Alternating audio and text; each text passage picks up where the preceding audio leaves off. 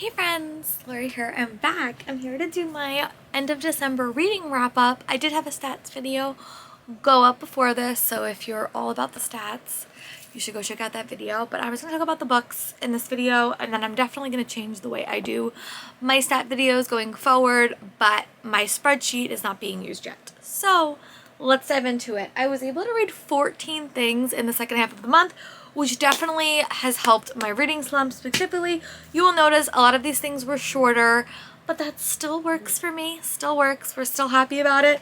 And yeah, I had a mixed bag. I had some really good reads and some really, middle of the road reads. And then I had one read that made my best years, my best reads of the year, and one read that made my worst years. So, we had a mix. But the first thing that I finished reading was a little Christmas novel. I read it through audio, and it's called The Little Christmas Tree Shop of Second Chances.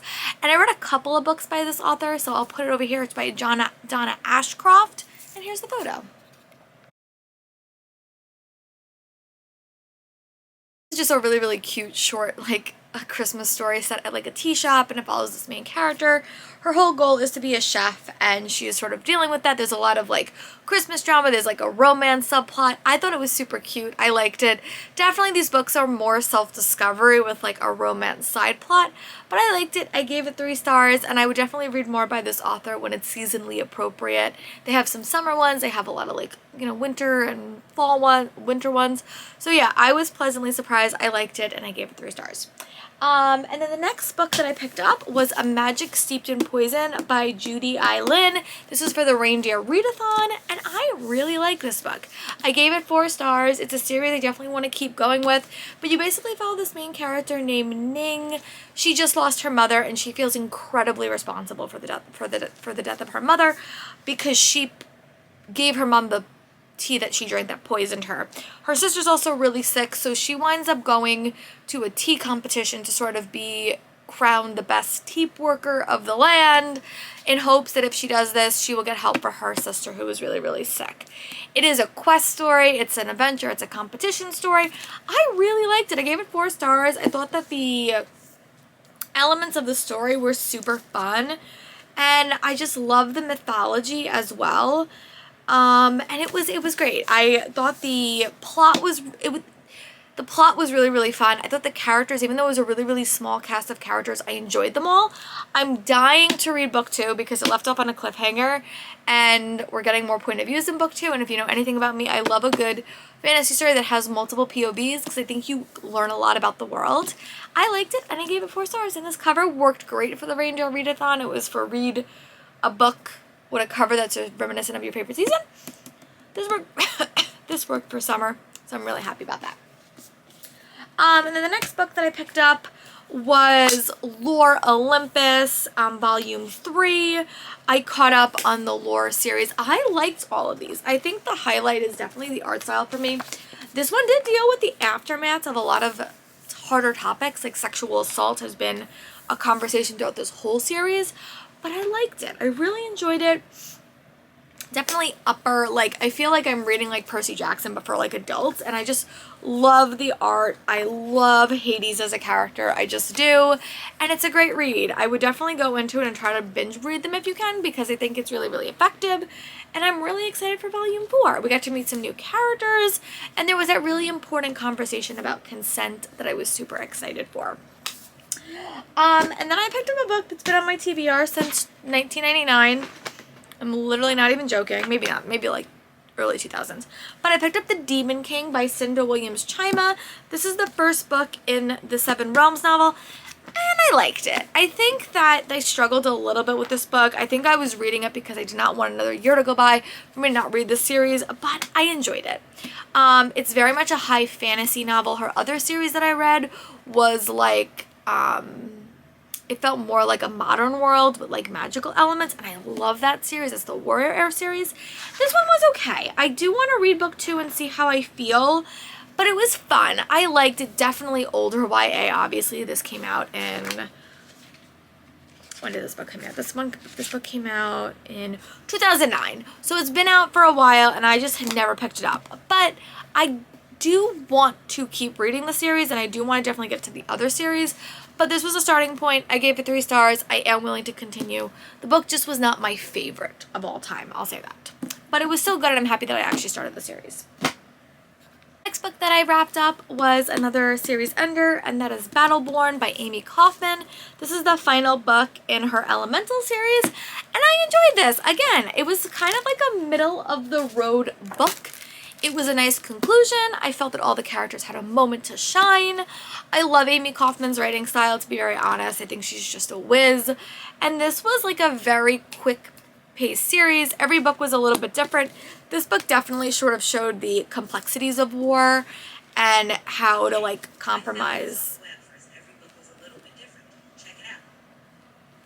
I don't know what that was, but I did like how this dealt with like the complexities of war and how these two sides were sort of forced to work together. If you don't know anything, it's about these two groups, Ice Wolves and Scorched Dragons, and they are sort of dealing with an impending war, and two identical twins are on both sides because one twin is an Ice Wolf and one twin is a Scorched Dragon, and they're on the brink of war.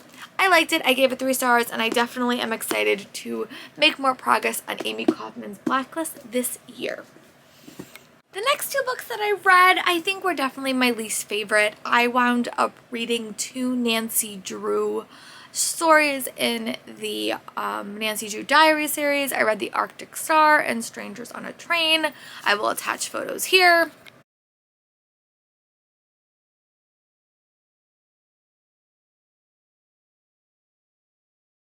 I'm gonna be honest, these books didn't work for me. I think I gave book 1 3 stars and book 2 2 stars. They're just, I think that they, as I talked about my worst reads of the year list, these struggled with me to find an audience.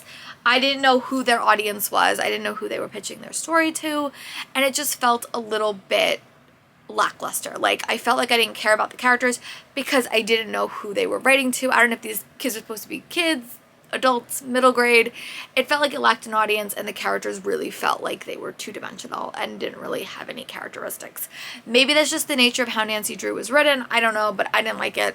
It wasn't my favorite. I wanted to finish both books because I felt like I would get the plot point, which I totally saw coming, and it was like a bad plot twist. But I read it. They were 2 quick listens, and that happened. This was edging when I got off of work, so I had a little bit more time. So I read a lot of quicker things sort of next. But I also picked up The Very, Very Far North by Daniel Barrell, and this is just a really, really cute wintry tale following a bunch of animals in the North Pole. And it's just a very, very animal-led story. And it's just very, very cute. Every chapter is sort of like a vignette, sort of like a day in the life of these little creatures.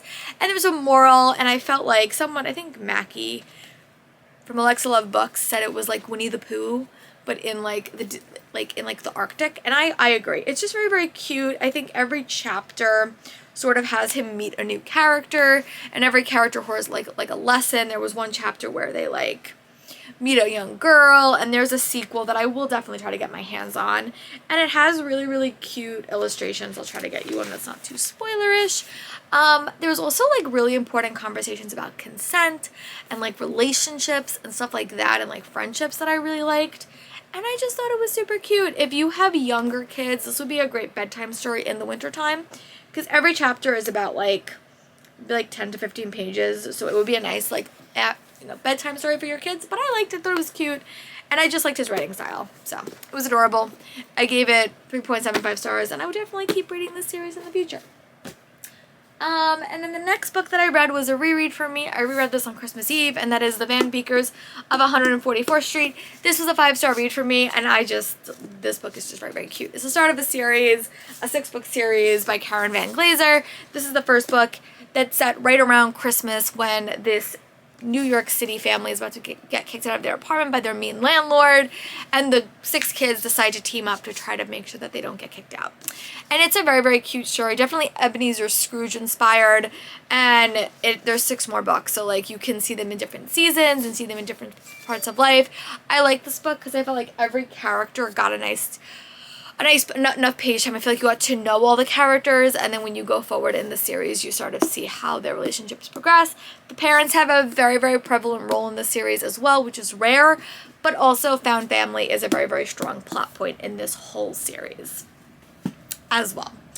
And then the next book that I read, this is right where I was reading. I was reading a lot of books around Christmas.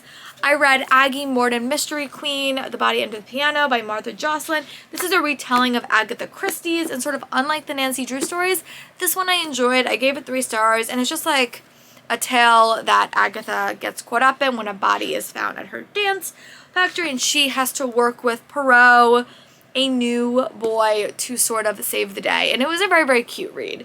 Agatha, sort of like the maid or other characters, clearly has a very, very scientific mind, and I think that really works for her, but it was fun. I did think I'd probably listen to the audiobooks. They're not that cheap on Audible. They're pretty cheap.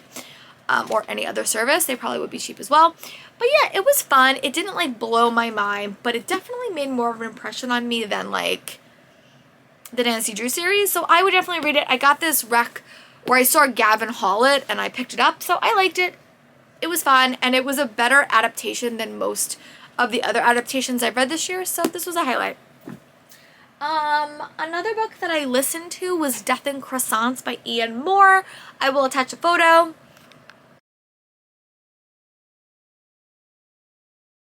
I recently became a Patreon on Meg with the Books channel, and this was their first book pick.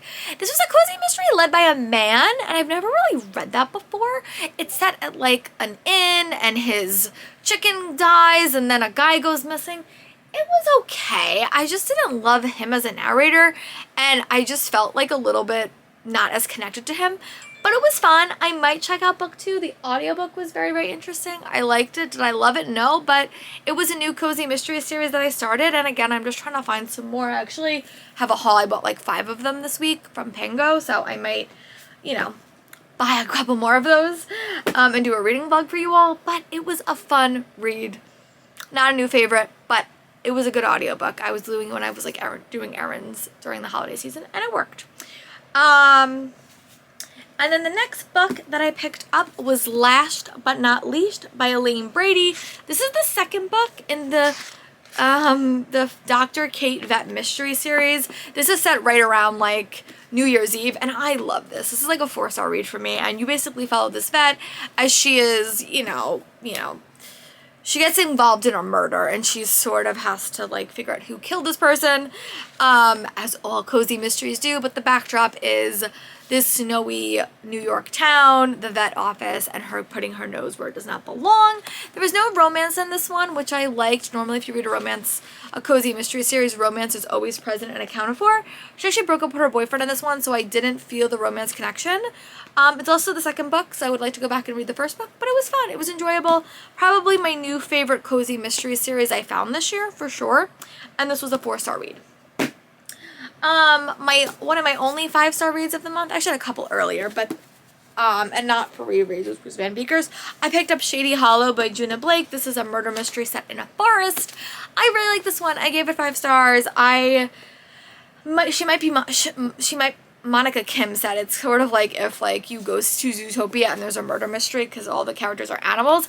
I like this book. It was a very, very fast-paced story. I felt like it was just very, very cozy, a very, very cozy read. One that really captured me, and I liked it. I flew through it. It was a really, really fun mystery, and one that I want to get book 2 and 3 in the series. I felt like the mystery was harder for me to solve than normal mysteries, which I like. I always look for mysteries that are a little bit challenging, and it was just a cozy read. And then the last book that I finished in this year was Marianne's Bad Luck Mystery, book 13 in the Babysitters Club series. And guys, this was just a fun read. It was a very, very eerie, spooky, creepy one. A chain letter is broken, and she has to figure out how to stop the chain letter. And it was great. I love these series. I love re-experiencing the series or experiencing the series for the first time. They're fun, and I will probably give this to my students when I see them. But yeah, those are the 14 books I read in the second half of December. I am so excited to start reading more in in January and sharing that with you guys and having better stat videos for you. If there's anything you want me to add to these wrap-ups, please comment below and I will try to add it to my editing. And I will talk to you guys for my next video. Bye, friends.